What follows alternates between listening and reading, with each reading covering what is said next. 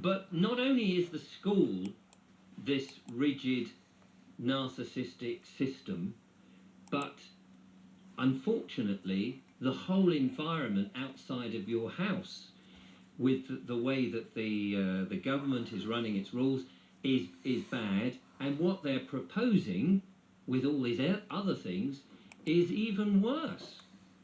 And so we're all at a bit of a loss. You know, it's not just the school anymore in which you're being ordered about, but we're getting it from everywhere with when you simply get into a car, there's all these rules that you've got to abide by, these infringements where nobody's being hurt or harmed, that suddenly you're paying for because you've inadvertently driven into a hashed area on the ground. Or, you know, there's so many, you've parked your car slightly off on the yellow line or something, and it's just slightly off there. Oh, no, there's a ticket, sorry, that's another infringement. We're in a society that's penalising us almost for breathing, and not complying with the rules and regulations. How do we get around that? Well, again, it's back to being the individual sovereign. A lot of people say, oh, I need more people to show me the way, and I need more people. Well, that's not sovereign thinking. If you get back into your heart and you know who you are and you know the difference between right and wrong, something else gets left out of the curriculum, the difference between right and wrong. No, it's too high to go with that will guide you through the maze that is the matrix. Oh, yeah. There's one other thing, in case people are thinking that we've had a sudden deterioration in the standards of schooling. I got her now. I'm going to flick to, it won't show up obviously on your screen, but I'm going to flick to something that features in my book, and it features in my talk, and it's notes, or it's the main headlines from a lecture given, would you believe, in 1918, that's 1918. This is how long we've known that schooling is a pernicious evil that we need to do something about. So this was from a lecture given at Harvard University by someone called Alexander Ingalls, spelt English, I-N. Yeah. We've got a slight hiccup on Disney the character signal coming in. Sorry, David. There was just can you just do that again? There was a bit of a hiccup on the signal just then. It says my internet connection is unstable. Okay, that's very interesting that it should become unstable at that point. So this was trying to find her angle. A lecture from Harvard University. I found all her parts.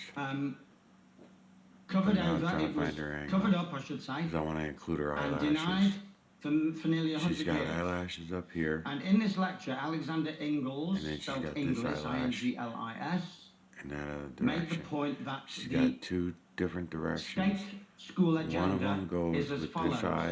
this eye over it's here. To destroy, there's about on the 6 other points. side of her head. Destroy individuality so and create like this, I can start to He was referring mainly to secondary or senior, as they call it in the States, but I think it's crept down well into primary now. So destroy individuality, create groupthink. That's one. It is, because I still got the Dehumanize by conformity and uniformity. So it's that's still her, 2. but she ends up going K9. Separate, The divide, further and I go, she conquer. goes K9. That's 3. People know your place, basically.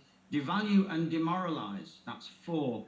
Dumb down and make mute, deaf, and blind. I think it's a Disney character. And I can go into that in more detail if you Disney want. And owes the true create creator an elite. the copyrights. It's the elite that they create that will basically give us a kicking and give the agent something to go by when they're trying to keep us in our place. To that list of 6 agendas, I've added one which your talk yesterday is relevant for, which is social credit system, the schooling model that we created in the West, which was then transported to the East, and the Chinese have only digitized it. We scoff at the Chinese and say, oh, by the grace of God go we. But wait a minute, this school credit system where you go up the system if you are good and go down if you're bad, and you go out if you're really bad, we've had this for 150 years. And it's the schooling model.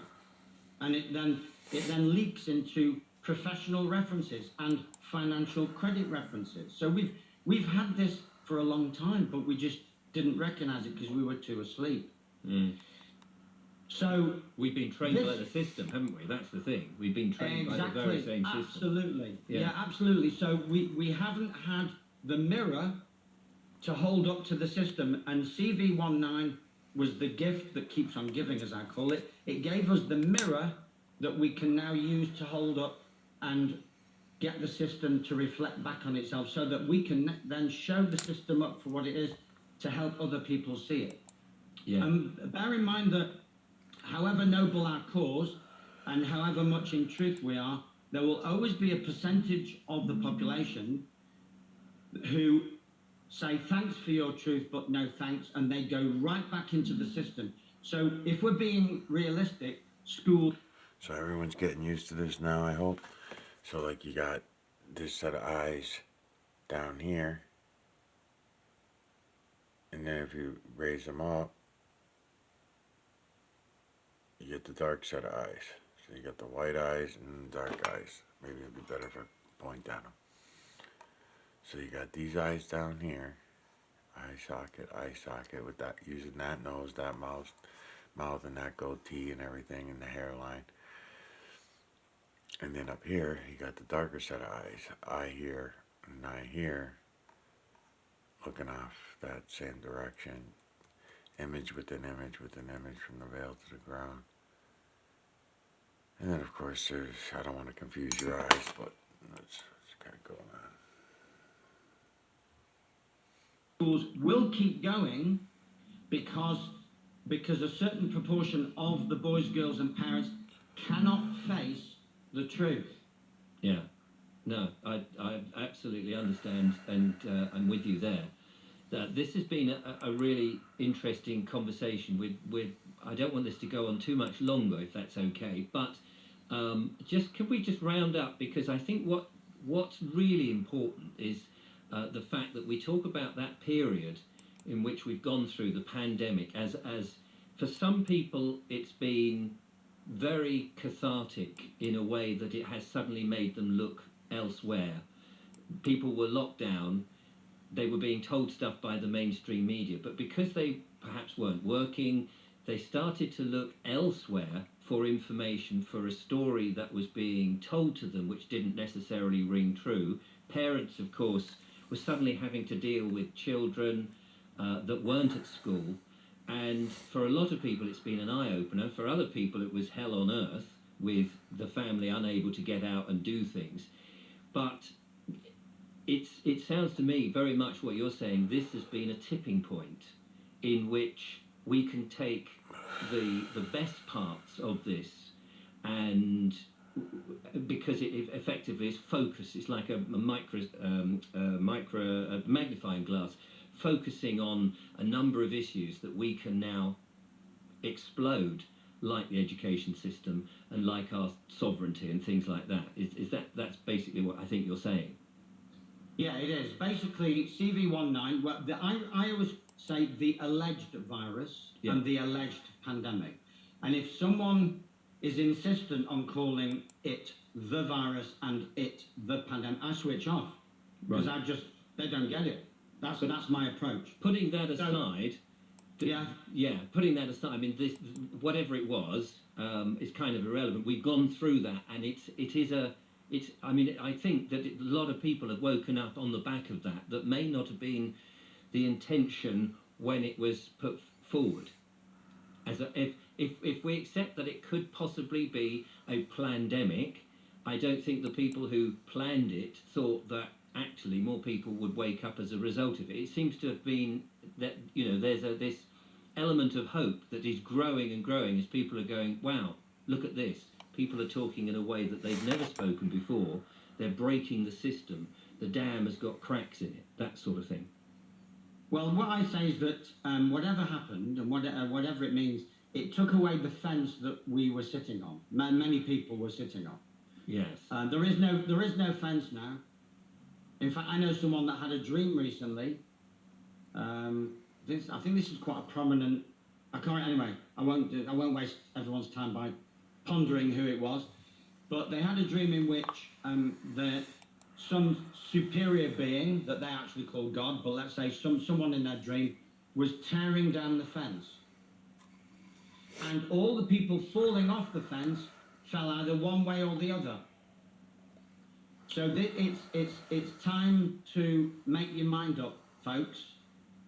Yeah. You know, are you pro globalist agenda, or are you pro humanity?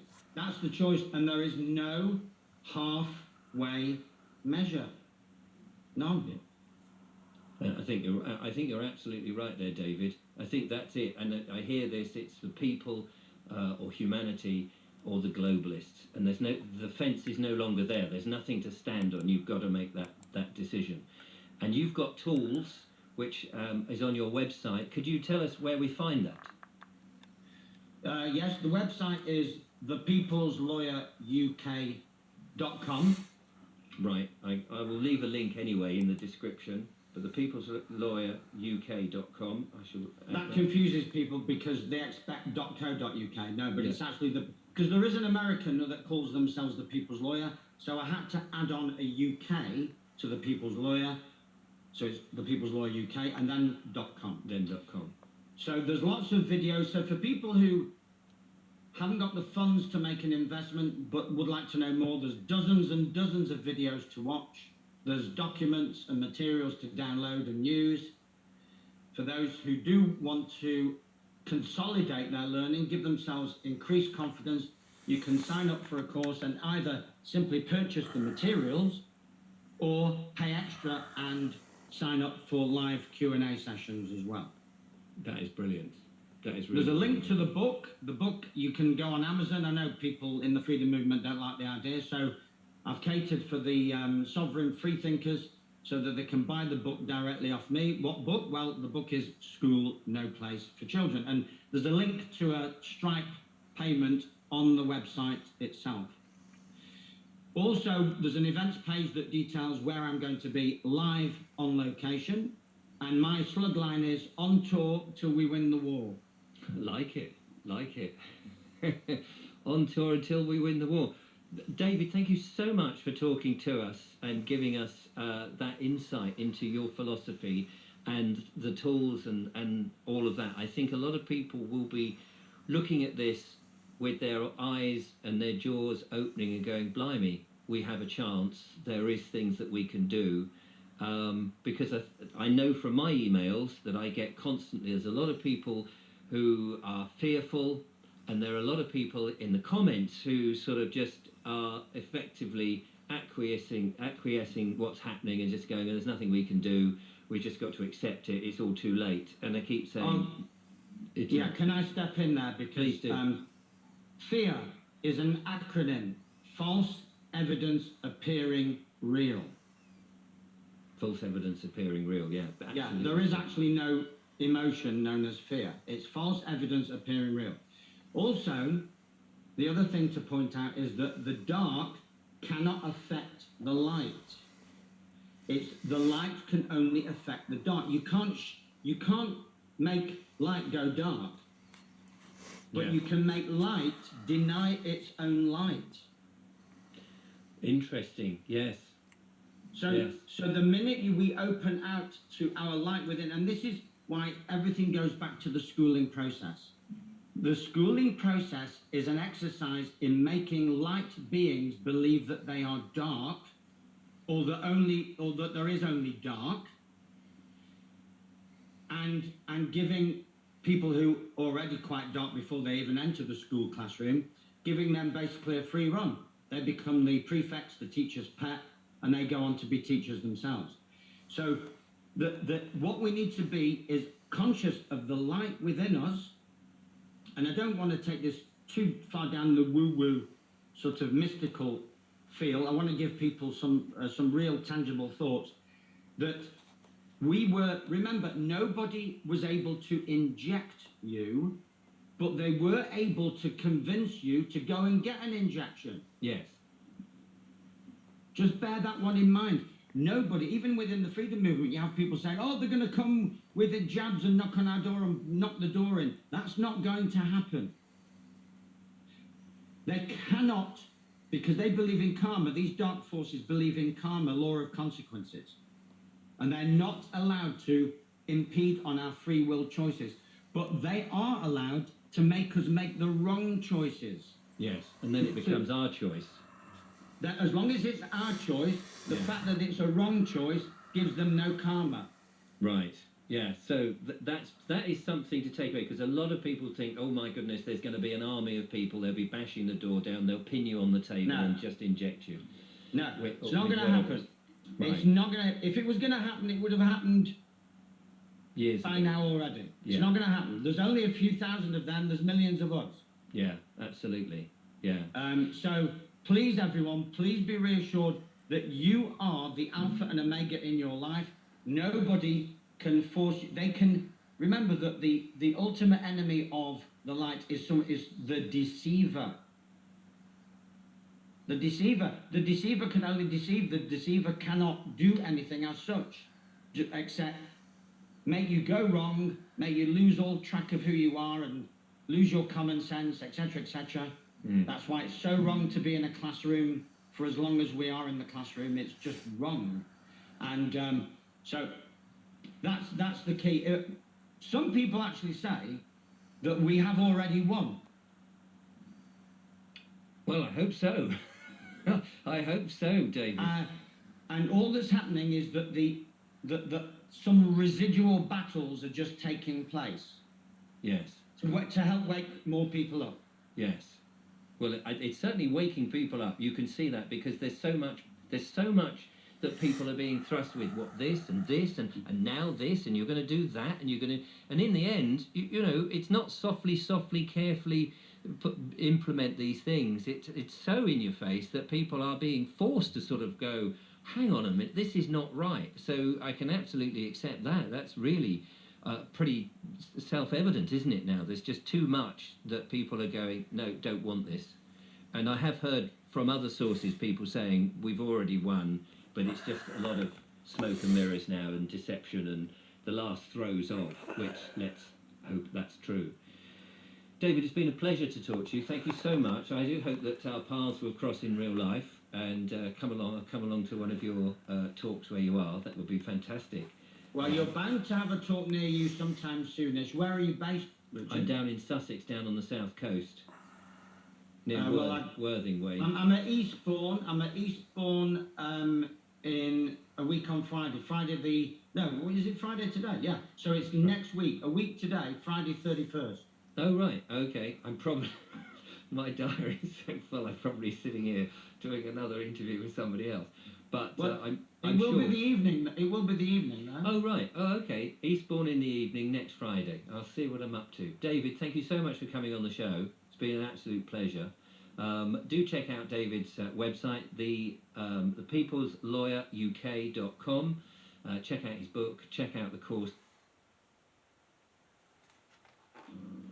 Hello and welcome back to the channel and another of my fascinating...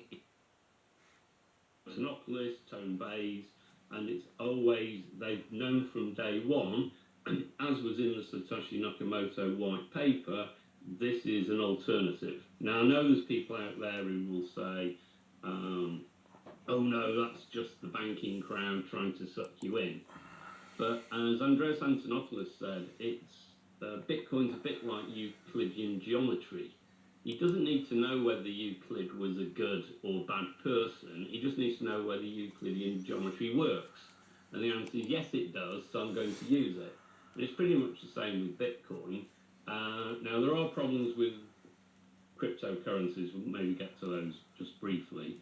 But if you're looking at Bitcoin, it's all open source. You can see what's going on.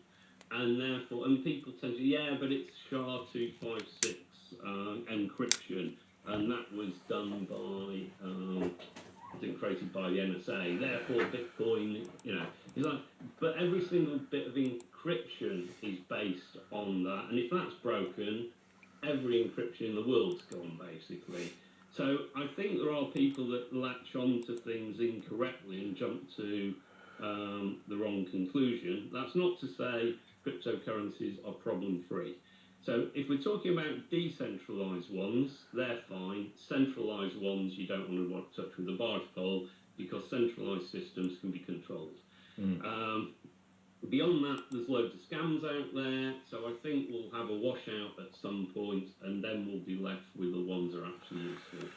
But I have a personal opinion on some of those, but I'm not a financial advisor, and I can't give any financial advice, so people do your own research.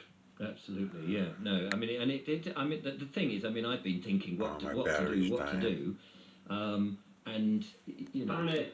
Exactly, panic. That's what you want. Get a bit of panic. So yeah, that's money is a difficult thing because you know it's like just transferring money. I had to transfer some money from one bank to another bank, and because it was of a certain sum of money, it was most peculiar that I had.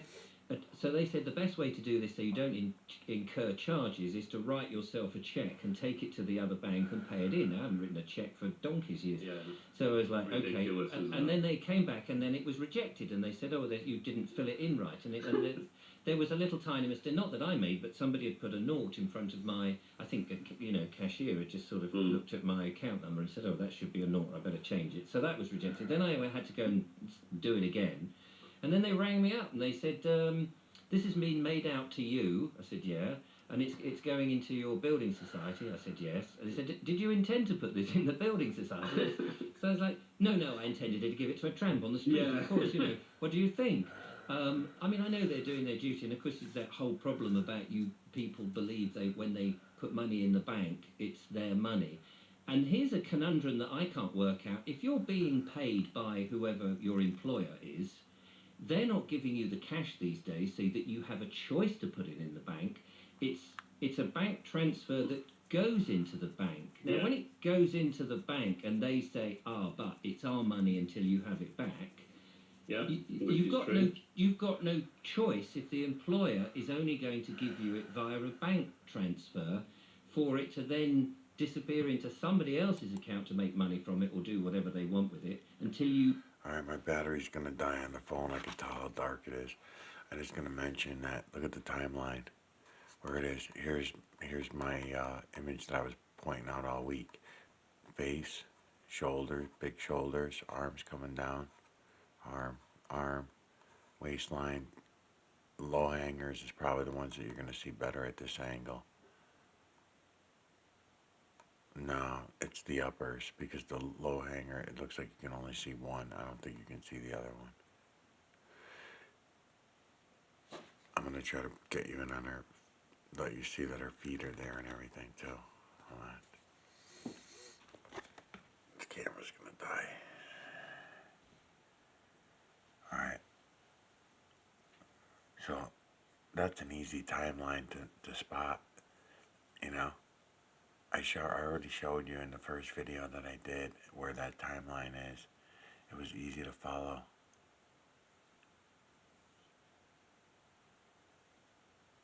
But her feet are not in it.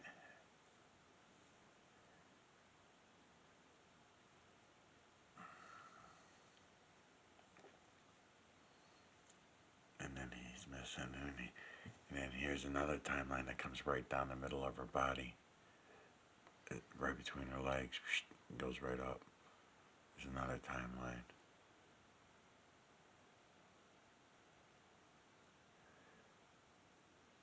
But he's whole. He's whole all the way up to his head, to these eyes. This guy, eye, nose, mouth, beard, goatee.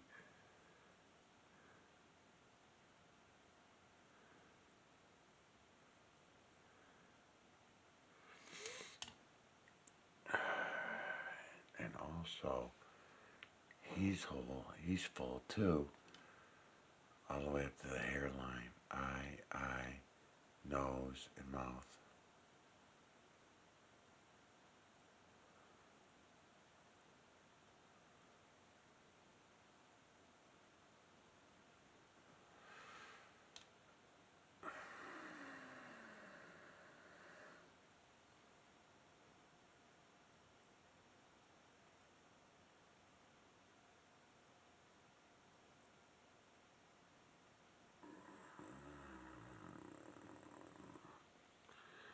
Alright, I'll be back.